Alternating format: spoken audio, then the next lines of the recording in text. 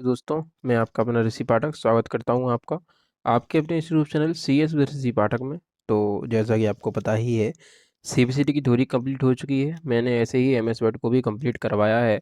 बढ़िया handwritten notes के द्वारा मैंने पीडीएफ भी आपको प्रोवाइड करवाई हैं अपने टेलीग्राम चैनल पर, जिसकी लिंक मैं अपने डिस्क्रिप्शन में दे देता हूँ। वहाँ से आप मेरे चैनल को फॉलो करें, वहाँ से आप पीडीएफ को लें और बढ़िया याद करें, कोई दिक्कत नहीं होगी। और जो भी मैं ये कंटेंट बता रहा हूँ लेटेस्ट वर्जन का है 2021 का, आपको बहुत ही कम देखने को मिलेगा। नए कुछ टैब्स इसमें जुड़े हुए हैं तो मैंने उनको भी क्लियर करवाया हुआ है। जैसे कि डिक्टेट का ऑप्शन है तो ये नया है, डिक्टेट से क्या होता है मैंने ये बताया है। वीडियो में जाकर उसको देखें, वीडियो को पूरा देखा करें, बिल्कुल भी स्किप ना करा करें, क्योंकि नहीं तो चीज़ें आपको समझ में नहीं आएंगी। और अभी एक्सेल की क्लास अपन शुरू कर रहे हैं, ऐसे ही बढ़िया तरीके से कई फॉर्मूले ऐसे होंगे जो आपको नहीं मिलेंगे, उनको भी मैं समझाने की कोशिश आपसे करूँगा। और वीडियो को पूरा ज़रूर देखें, ज़्यादा से ज़्यादा लाइक करें, शेयर करें, सब्सक्राइब करें, सब्सक्राइबर बढ़वाइए आप लोग। वीडियो को पूरा देखा करिए, आपको समझ में ज़रूर आएगा। कोई दिक्कत होती है, कोई डाउट होता है तो, और वीडियो कैसी लगी है तो भी आप कमेंट करके हमें बताएं कि हाँ आपकी वीडियो सही थी। और जो भी है आपको जो से भी लिखना हो आप लिख सकते हैं, उसमें मैं सुधार करूँगा। ये अभी जो हैंड रिटन नोट्स हैं इनको मैं पीडीएफ में भी कन्वर्ट कर रहा हूँ, धीरे धीरे टाइप करता जाता हूँ और वो भी एक दिन में पूरा हो जाएगा। तो ये एमएस वर्ड की पीपीटी या वर्ड फाइल के द्वारा आपके सामने पेश मैं करूँगा। अभी ये हैंड रिटन है, फिर भी अच्छे हैं, समझ सकते हैं और बढ़िया मैं समझाता भी हूँ। देखते हैं, शुरू करते हैं, अपन टाइम वेस्ट नहीं करेंगे। जैसे कि अपने सामने लिखा है, अपन एमएस वर्ड पढ़ चुके थे, ये भी 2021 की लेटेस्ट वर्जन का ही है। ठीक है, कुछ ऑप्शन ऐसे होंगे हो सकते हैं जो आपको आपके एमएस वर्ड में ना मिले। 2010 हो या आपके पास 16 हो सकता है नहीं मिलेगा। ये न्यू लेटेस्ट वर्जन का है तो इसमें ज़रूर आपको कुछ ऐसे ऑप्शन दिखेंगे। जैसे कि हम अब शुरू कर रहे हैं एमएस एक्सेल की सीरीज़, जिसमें हमें कुछ इंपॉर्टेंट फैक्ट होते हैं। पहले तो भाई हमें पता होना चाहिए, जैसे कि एक्सेल की फ़ाइल, एक्सेल जो फाइल है इसे हम वर्कबुक कहते हैं। एक्सेल को क्या बोलते हैं? एक्सेल की फाइल को हम वर्कबुक कहते हैं। ठीक है, अब जो वर्कबुक होती है, वर्कबुक कैसे बनती है? तो कलेक्शन ऑफ वर्कशीट, यानी कि कलेक्शन यानी वर्कशीट के समूह को हम वर्कबुक बोलते हैं। पहला क्वेश्चन हुआ, कोई आपसे पूछे वर्कबुक क्या होती है तो आप बताएंगे वर्कशीट के समूह को हम वर्कबुक कहते हैं। दूसरा ये हो सकता है, या क्या कह सकते हैं, collection of worksheet and charts, worksheet and chart के समूह को हम क्या कहते हैं? वर्कबुक कहते हैं। लिखा है कलेक्शन ऑफ सीट्स, सीट्स के समूह को हम वर्कबुक कहते हैं।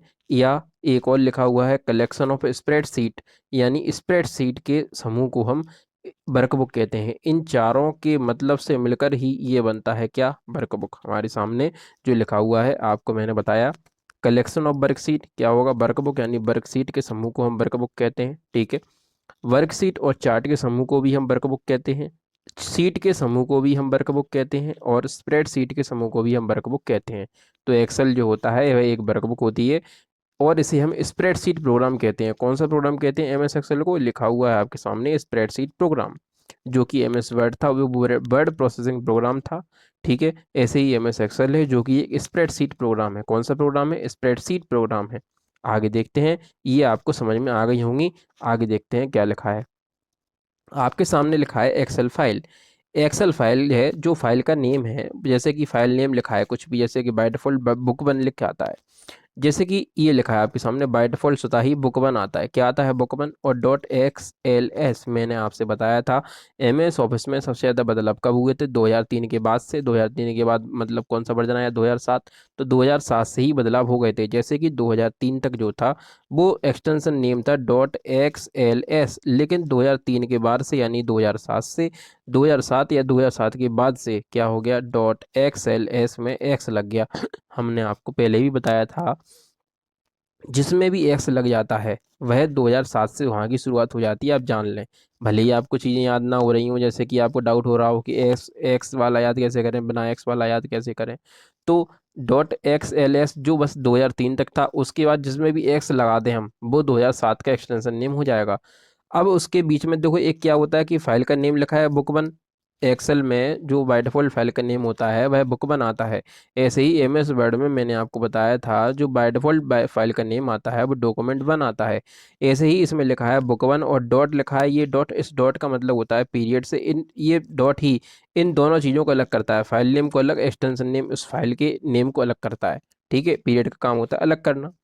एक्सेल में जो नाम की लंबाई होती है, एक्सेल में जो फाइल नेम की हम लेंथ दे सकते हैं वो 225 कैरेक्टर तक दे सकते हैं। ये हमने आपको एम एस वर्ड में ही बताई थी। स्ट्रक्चर जो होती है, संरचना होती है एम एस एक्सेल की, वो कॉलम और रो से मिलकर बनती है। कैसे बनती है? कॉलम और रो से मिलकर बनती है। इन कॉलम और रो से मिलकर एक ग्रिड लाइन भी बनती है। ग्रिड लाइन हम आपको बता देंगे, छोटे छोटे कॉलम से बन जाते हैं, वो भी ये कॉलम और रो से मिलकर ही बनती है। जैसे कि आपको आपके सामने दिख रहा होगा, ऐसे एक्सेल की स्प्रेडशीट आप एक्सेल ओपन करेंगे तो ऐसा कुछ आपके सामने बन कर आएगा, ये बॉक्स सा। ठीक है, तो एक्सेल ऐसे ही रहते हैं। तो ये जो रहती हैं एक दो तीन, ऐसे ये एक दो तीन जो है ये ऐसी वाली ये होती हैं रो, और ये जो ए बी सी डी हैं ये ऐसे में ये होते हैं कॉलम। तो रो और कॉलम अपन समझ गए हों क्या होते हैं। याद करने के लिए मैं आपको ट्रिक बताता हूँ। जैसे कि रो, रो मैंने कहा जो लेटी हुई हैं रो, यानी लेट के रोना, कोई लेट के रो रहा हो तो वो अपन समझ लें लेटी जो होती हैं, ये देखो लेटी तो है ही, ये लेटी हैं तो ये रो है, और जो खड़ी हैं वो कॉलम है। तो एक दो तीन चार जो होती हैं वो रो होती हैं, जो ए बी सी डी होते हैं वो कॉलम होते हैं। ठीक है, अब जैसे मान लो मैंने आपसे कहा इस सेल का एड्रेस बताओ, ये जो सेल है इस सेल का एड्रेस, तो इस सेल का जो एड्रेस है देखो ए वाली लाइन में है, दूसरे नंबर पे है तो A2 हो गया। जैसे मैं पूछूं इस सी का, इस सेल का एड्रेस बताओ, देखो सी वाली लाइन में, यानी सी कॉलम में 2 है, रो है, यानी C2 हम उसको एड्रेस दे देंगे। ठीक है, ऐसे ही आपके सामने लिखा मिलेगा, क्वेश्चन कई बार आया है कि 2003 में कॉलम की संख्या कितनी थी, तो वो थी 256, और जो रो की संख्या थी वो थी 65,536। कितनी थी? 65,536। और अभी आपसे ये भी पूछा सकता है कि 2003 में जो कॉलम की संख्या 255 थी, उसमें लास्ट वाले कॉलम का नाम क्या था? शुरू वाले कॉलम का नाम तो ए ही होगा, क्योंकि शुरुआत तो ए से ही होती है ना। लास्ट वाला जो कॉलम होता है वो होता है आई और भी, लास्ट वाला कॉलम जो होगा वो होगा आई भी। ठीक, ऐसे ही अब 2007 की बात करते हैं, या 2007 से ज़्यादा की, क्योंकि इधर सबसे ज़्यादा बदलाव हो चुके थे। तो कॉलम की जो संख्या हो गई थी यहाँ वो हो गई थी 16,384, और जो रो की संख्या हो गई थी वो हो गई थी 10,48,576। कितनी? 10,48,576 हो गई थी। इसमें जो लास्ट कॉलम था, फर्स्ट कॉलम तो सबको पता ही होता है ए, लेकिन जो 2007 में, जो 2007 के बाद से जो लास्ट कॉलम हो गया था उसका नाम था XFD। ये भी लिखा है मैंने, क्लियर ऊपर मेंशन किया है, कोई भी चीज़ नहीं छूटेगी। मैं वैसे ही इसमें इतनी सारी डिटेल दे रहा हूँ, किसी बुक में भी नहीं मिलेगा आपको इतना। आप तो बस अच्छे से पढ़िए, याद करिए, PDF में बढ़िया अच्छे से लिखा होता है। मैं अपने हाथों से लिखता हूँ, बढ़िया आराम से याद करें आप। कोई दिक्कत होती है आप हमसे पूछ सकते हैं। ठीक है, आगे देखते हैं क्या लिखा हुआ है। ये हमें, जैसे कि मान लो, थोड़ा सा नीचे करके आपको समझाने की कोशिश करता हूँ। ये मान लो स्प्रेडशीट है, क्या है? स्प्रेडशीट कहाँ है? ये स्प्रेडशीट है अपनी, एक्सेल है, स्प्रेडशीट प्रोग्राम है। ठीक है, अब मैं आपको बताना चाहता हूँ कि हमें कॉलम से ऊपर नीचे होना है, तो ये एरो होते हैं ना, जो चार चार जो एरो होते हैं, इनसे हम ऊपर नीचे हो सकते हैं, बस ये मतलब लिखा हुआ है इसका। ऊपर नीचे हम यहाँ से अगल बगल दाएं बाएं यहाँ से हो सकते हैं। ये हम आपको पीछे बता चुके हैं, की पॉइंट्स हैं कुछ। ये की पॉइंट तो पीछे भी लिखे थे कि मैक्सिमम कॉलम की जो चौड़ाई होगी, अच्छा ये नहीं लिखा होगा वहाँ। अब ये देखो, देखने वाली चीज़ है, मैक्सिमम कॉलम की जो चौड़ाई होगी 255 कैरेक्टर तक हम उसमें लिख सकते हैं। मैक्सिमम एक कॉलम में हमें कितने कैरेक्टर लिख सकते हैं? मात्र 255 कैरेक्टर उसमें लिख सकते हो, इतनी उसकी चौड़ाई हो सकती है। ठीक है, अब रो की हाइट पूछे तो रो की हाइट कितनी हो सकती है? 409 पॉइंट हो सकती है। कितनी हो सकती है? 409 पॉइंट हो सकती है। कॉलम विड्थ कितनी होती है? 0 कैरेक्टर होती है, हिडन। ठीक है, और मिनिमम की बात कर रहा हूँ कि मिनिमम 0 से कम तो हो ही नहीं सकता कुछ, तो 0 पॉइंट होती है रो और कॉलम की, 0 पॉइंट होती है, क्या होती है? मिनिमम, जो कि हिडन होती है। ठीक है, बाय डिफॉल्ट कॉलम की जो विड्थ होती है, यानी बाय डिफॉल्ट जो होती है पहले से ही आए, उसे बाय डिफॉल्ट बोलते हैं, यानी स्वतः ही, यानी जो पहले से ही हो उसे बाय डिफॉल्ट कहा जाता है। ऐसे ही लिखा है, कॉलम की विड्थ कितनी होती है? 8.43 कैरेक्टर होती है। ठीक है, ऐसे ही रो की हाइट पूछे तो 15 पॉइंट, रो की हाइट कितनी होती है? 15 पॉइंट। याद रखना, सारे पॉइंट बहुत इंपॉर्टेंट है। आगे लिखा हुआ है कि total number of character in a cell, अगर आपसे पूछ ले किसी सेल के अंदर कुल वर्णों की संख्या कितनी हो सकती है, ये नए के हिसाब से हो गया 32,767 वर्णों की संख्या पूछे। एक कॉलम में हम इतने, ये लिखा है, जैसे मान लो एक कॉलम ये है तो इसमें ये कॉलम को हमने बड़ा करके लिख दिया कि उसमें हम 32,767 वर्ड उसमें लिख सकते हैं। ठीक है, किसी सेल के अंदर कुल लाइनों की संख्या कितनी हो सकती है? 253 लाइन आप एक सेल के अंदर लिख सकते हो। ये वो चीज़ें मैं बता रहा हूँ कि आपको किसी किताब में नहीं मिलेंगी, ये थोड़े अच्छे फैक्ट हैं, ये पूछे जा सकते हैं, इसलिए पेपर में ऐसे ही क्वेश्चन आते हैं CPCT में। और अपन को कहीं ऐसे पढ़ाया नहीं जाता है तो अपन को वो होते नहीं है, कठिन लगते हैं। पढ़ा होता है तो सरल लगेंगे, नहीं पढ़ा होगा तो कठिन लगेंगे, स्वाभाविक सी बात है।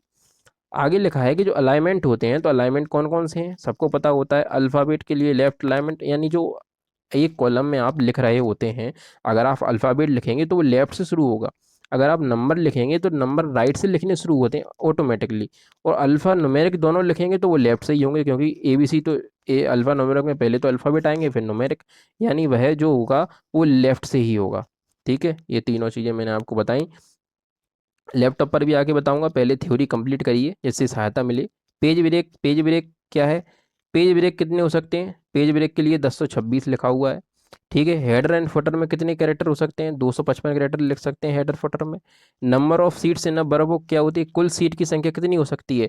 जितनी एक्सेल की क्षमता होगी उतनी, यानी एक्सेल के लिए उपलब्ध कराई गई पर आधारित है, यानी कि उसकी जो मेमोरी जितनी होगी उस हिसाब से आप सीटें ले सकते हैं, कोई संख्या नहीं है। लेकिन ये क्वेश्चन पूछा जाता है कि एम एस एक्सेल में 2003 तक कितनी सीटें आती थी? तो 2003 तक जो थी वो पहले 3 सीटें आती थी, लेकिन अब जो नए से हैं वो मात्र 1 सीट आती है अब। ठीक है, पहले 3 अब 1 आती है। जूम की बात करें एक्सेल में, मैं वर्ड की बात नहीं कर रहा हूँ, सबका अलग अलग जूम होता है, वर्ड का जूम अलग होता है, एक्सेल का जूम अलग होता है। एक्सेल में जूम की बात करेंगे तो मिनिमम 10% होगा, मैक्सिमम 400% होगा, और जो बाय डिफॉल्ट होता है वो 100% होता है, याद रखें अच्छे से। ठीक है, अब बात करते हैं हाइपरलिंक की। हाइपरलिंक अगर आपको इंसर्ट कराना है तो शॉर्टकट होती है Ctrl+K। 65,530 हाइपरलिंक हम दे सकते हैं, 65,530 हाइपरलिंक हम इंसर्ट करवा सकते हैं। जैसे ही आप सेल पर पहुंचेंगे तो पॉइंटर यानी कि माउस कर्सर को आप सेल तक पहुंचाएंगे तो वो माउस कर्सर 3 चीज़ों में चेंज होता है। कैसा कैसा? एक तो ऐसा प्लस सा बन जाएगा, चौड़ा सा, यानी थिक प्लस बनेगा। एक पतला यानी थिन प्लस बनेगा, पतला सा। और एक एरो टाइप का बन के आता है जो हमें एरो प्लस करना होता है।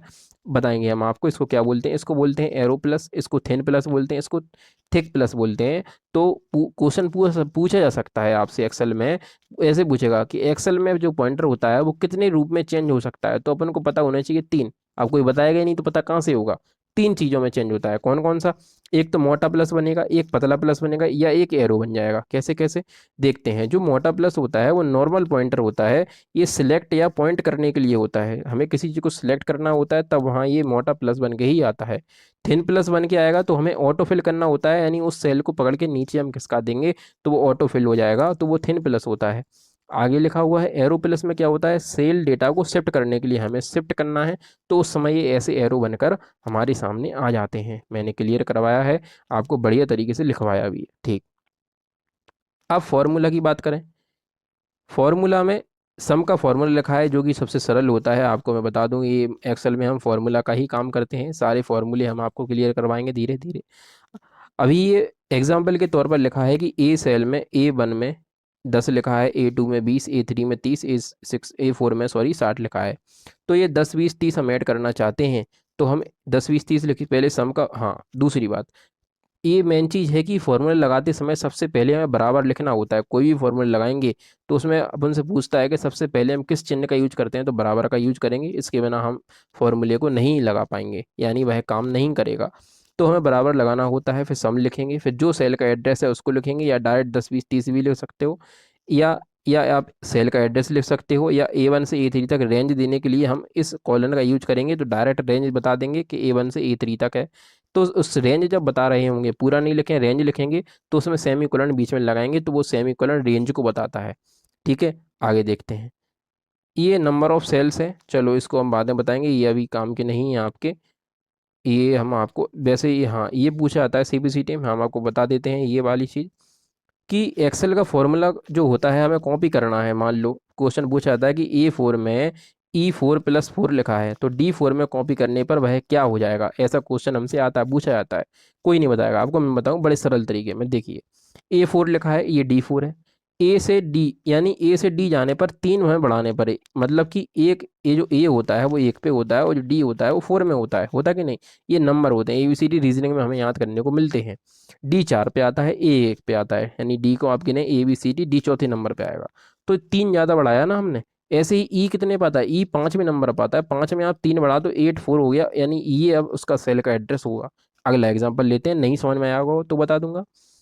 यानी उसमें क्या होता है, सेल एड्रेस, जो सेल रेफरेंस होता है बदल जाता है। सेल एड्रेस है, जो सेल रेफरेंस होगा वो बदलेगा, और कुछ नहीं बदलता है कॉपी करने में। जैसे कि लिखा है A4 में E4+4 लिखा है, तो भाई D10 में क्या हो जाएगा?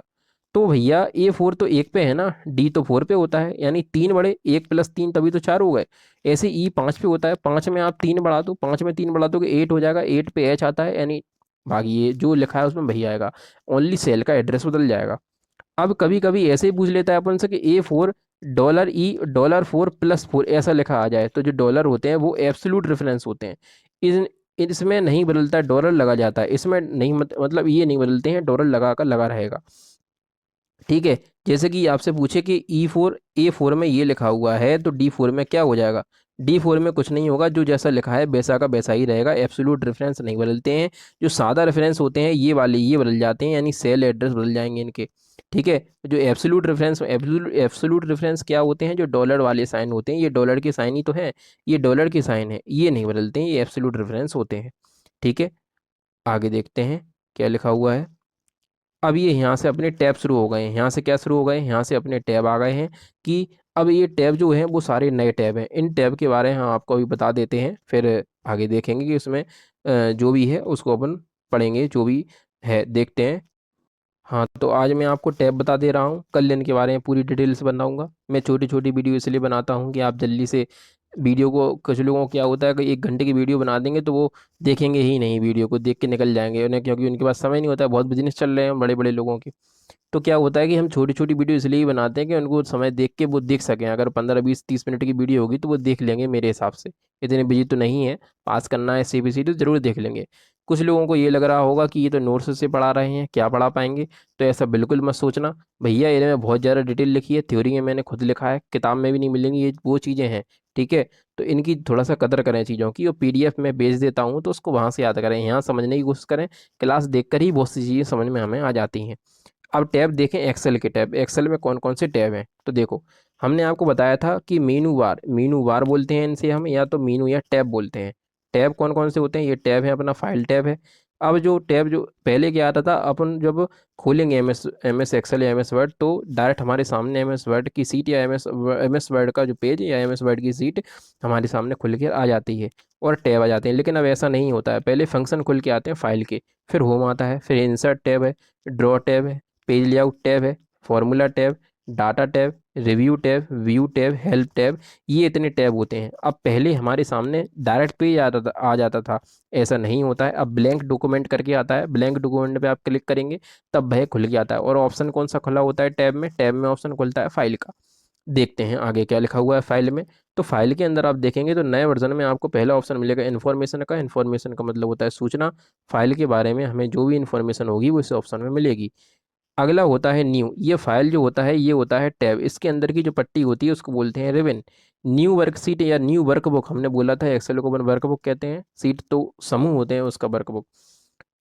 बहुत सारी सीटें जब मिल जाती हैं तब वर्कबुक बनती है, तो इसको इंसर्ट करने के लिए Ctrl+N शॉर्टकट है।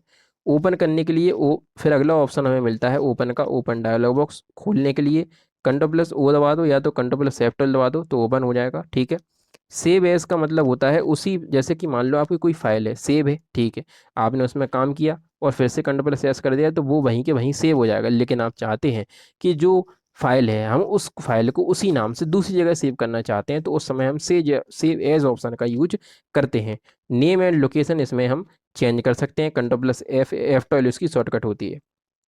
सेव से क्या होता है, फाइल के कंटेंट को सुरक्षित रखने के लिए हम सेव करते हैं, लेकिन सेव एज का यूज जो होता है उसी फाइल को दूसरी जगह दूसरे नाम से दूसरी लोकेशन पर हम सेव कर सकते हैं।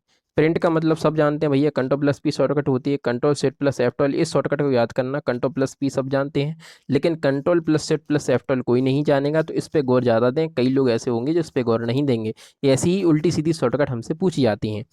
आगे देखें, लेकिन आपने जो प्रिंट किया आप उसका प्रीव्यू देखना चाहते हैं तो उसकी शॉर्टकट Ctrl+F2 होती है, Ctrl+F2 12 नहीं है, ये F2 है। ठीक है।